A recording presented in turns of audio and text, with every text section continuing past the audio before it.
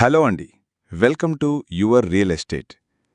Real estate మిత్రులారా, ఒక మంచి అప్డేట్తో మీ ముందుకు రావడం జరిగింది. హైదరాబాద్లో నోటరీ స్థలాలకు నిర్మాణ అనుమతులు. టౌన్ ప్లానింగ్ అధికారి కీలక ప్రకటన చేయడం జరిగింది. హైదరాబాద్లో నోటరీ స్థలాలపై ఇంటి నిర్మాణానికి అనుమతులు ఇవ్వడం లేదని టౌన్ ప్లానింగ్ అధికారులపై చర్చనీయాంశమైంది. ఈ విషయంపై జీహెచ్ఎంసీ సమావేశంలో తీవ్రంగా చర్చ జరిగింది. ఒక బీఆర్ఎస్ కార్యకర్త తన ఇంటిని సీజ్ చేసేలా ముందు ఆత్మహత్య చేసుకున్నాడని కార్పొరేటర్లు ఆరోపించారు.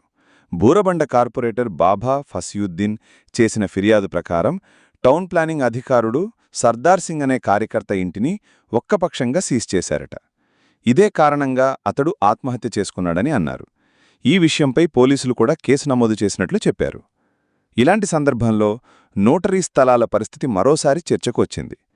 మేయర్ విజయలక్ష్మి గారు, ఇతర కార్పొరేటర్లు అధికారుల తీరుపై ఆగ్రహం వ్యక్తం చేశారు.